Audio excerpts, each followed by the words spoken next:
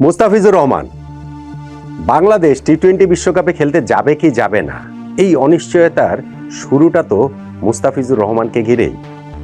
আইপিএলের দল Kolkata night Riders থেকে তাকে বাদ দেওয়ার যে সিদ্ধান্ত ভারতীয় ক্রিকেট বোর্ড নিয়েছে, আসলে ভারতের সরকার নিয়েছে, সেটাই তো আজকে ফুলে ফেপে এত বড় হয়ে উঠেছে, যেইখানে বাংলাদেশের টি-20 বিশ্বকাপ না খেলার আশঙ্কার জায়গাটা তৈরি হয়েছে।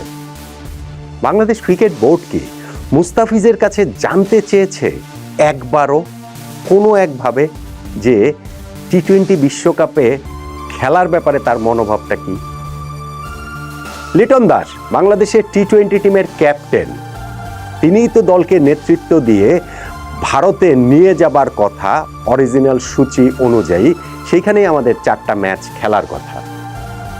দুই দেশের মধ্যে যেই উগ্রতা ছড়িয়ে পড়েছে, সেইখানটাতে আমাদের ক্যাপ্টেন লিটন দাসের একটা অবশ্যই রোল থাকার কথা এবং সেই প্রভাবটাও থাকাটা উচিত।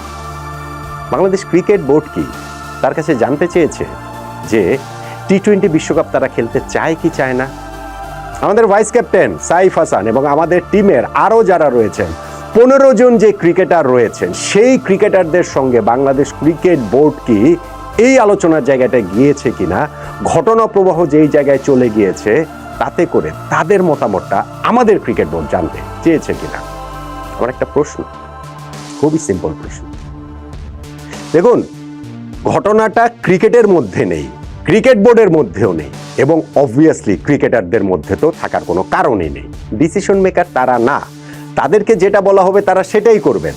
ক্রিকেটের অভিভাবক সংস্থা হিসাবে বিসিবির সিদ্ধান্তই চূড়ান্ত, বিসিবির অভিভাবক সংস্থা হিসাবে যুব ক্রীড়া মন্ত্রণালয়ের সিদ্ধান্ত চূড়ান্ত, যুব ক্রীড়া মন্ত্রণালয়ের অভিভাবক সংস্থা হিসাবে বাংলাদেশ সরকারের সিদ্ধান্ত চূড়ান্ত, সবই ঠিক আছে।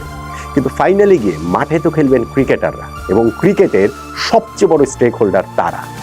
তাদের সঙ্গে এই বিষয় নিয়ে বাংলাদেশ ক্রিকেট বোর্ড কি কোনো কথাবার্তা বলেছে, কোনো আলোচনা কি করেছে? সেটা কি করা দরকার ছিল না?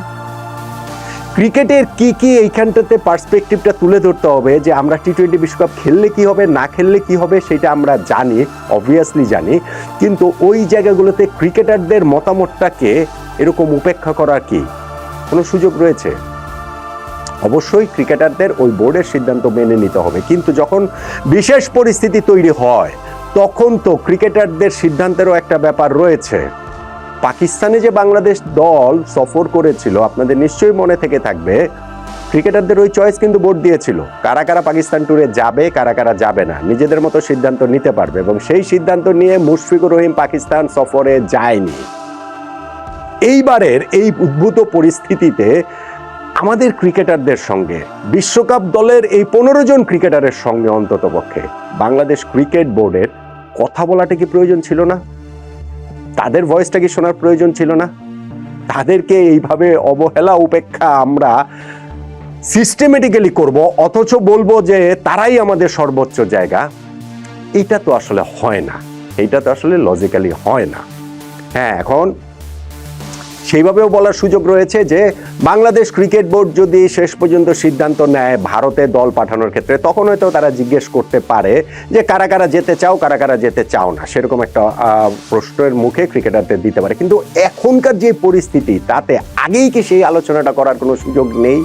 আমি জাস্ট এই প্রশ্নটা তুললাম, এই প্রশ্নটা কোনো জায়গা থেকে উত্থাপিত হয় না, কেউ এই কথাটা বলছেন না। আমাদের ক্রিকেটাররা যারা ওইখানে যে খেলবেন মাঠে, তাদের ভয়েসটা কেউ আসলে শুনছেন না। আমি জানি যে এখন বর্তমান বাস্তব পরিস্থিতির কারণে অফিসিয়ালি কেউ মুখ খুলতে পারবেন না, অফিসিয়ালি কেউ এসে কথা বলতে পারবেন না।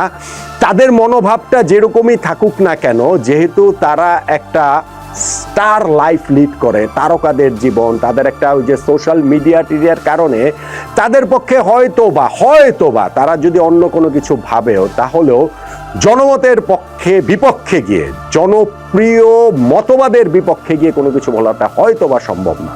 তো ক্রিকেট বোর্ড তো তাদের কাছে জানতে চাইতে পারে, ক্রিকেট বোর্ড তো তাদের সঙ্গে সেই আলোচনাটা করতে পারে, এবং সেই আলোচনাটা তো বাংলাদেশ ক্রিকেট বোর্ড বাংলাদেশ সরকারের কাছে প্লেস করতে পারে যে আমাদের এই ক্রিকেটারদের মনোভাবের। আমি কিন্তু বলছি না যে ক্রিকেটারদের মনোভাব যে অবশ্যই খেলতে যাব, কিংবা অবশ্যই খেলতে যাব না, কিংবা অবশ্যই ভারতে খেলতে যাব, কিংবা অবশ্যই ভারতে খেলতে যাব না, আমি সেটা বলছি না, কিন্তু আমি বলছি যে সেই আলোচনাটা আসলে হবে না কেন। ক্রিকেটাররা বিপিএল খেলছেন, তারা এতদিন সিলেটে ছিলেন, এগুলো কোনো এক্সকিউজ হতেই পারে না। সিলেটে ছিলেন, সেইখানটাতে তো আমাদের ক্রিকেট বোর্ড প্রেসিডেন্ট থেকে শুরু করে ক্রিকঅফ চেয়ারম্যান বা আমাদের অন্যান্য বোর্ড কর্তারা যারা আছেন তারা তো রেগুলার গিয়েছেন, ফলে সেইখানটাতে তাদের সঙ্গে বসে একটা মিটিং করাটা খুব যে জটিল ছিল বিষয়টা সেটা নয়।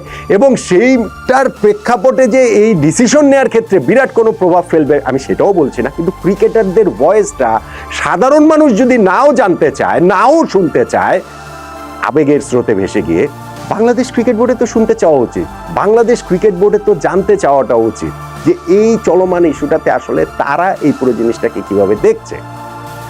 বাংলাদেশ ক্রিকেট বোর্ড ক্রিকেটারদের সেই ভয়েসটা পৌঁছে দিতে পারতো সরকারের ওই মহলটাতে, কিন্তু ক্রিকেট বোর্ড যেহেতু আমাদের ক্রিকেটারদের সঙ্গে সেই আলোচনার জায়গাটাতে নেই, ফলে ওই জায়গাটার কথা তো আসলে বলাই যায় না। এখন টি-20 বিশ্বকাপে বাংলাদেশের খেলা না খেলাটা কিন্তু অগ্রগতি খুব একটা নাই। আমরা বিভিন্ন নিউজ দেখছি, নিউজ দেখবো যে না আজকেই সিদ্ধান্ত হয়ে গেছে, কালকেই সিদ্ধান্ত হয়ে গেছে, আমাদের জয় হয়েছে, ভারতের পরাজয় হয়েছে, আইসিসির পরাজয় হয়েছে। এগুলা জাস্ট শুধু আবেগটাকে একটুখানি সুরসুরি দিয়ে, একটুখানি হচ্ছে গিয়ে উস্কে দিয়ে মানুষকে একটা ধোঁয়াশার মধ্যে রাখা। ডিসিশন ভাই আমি আরো 3 দিন আগেই বলেছি এই ডিসিশন হয়নি এবং এই ডিসিশন সহসা হবে না, কেননা এটা একটা লং প্রসিডিউর। এবং সেইখানটাতে অ্যাটলিস্ট আজকে বাংলাদেশ ক্রিকেট বোর্ড আমাদেরকে একটা মেইল দিয়েছে, সেই মেইলটাতে জানিয়েছে যে আইসিসির সঙ্গে তারা একটা ভিডিও কনফারেন্স করেছে, সেইখানটাতে বাংলাদেশ ক্রিকেট বোর্ডের প্রেসিডেন্ট আমিনুল ইসলাম বুলবুল ভাই ছিলেন, 2 ভাইস প্রেসিডেন্ট ফারুক আহমেদ ভাই এবং সাকাওয়াত হোসেন তারা ছিলেন, সঙ্গে ক্রিকঅফের চেয়ারম্যান নাজমুল আবেদিন ফাইজ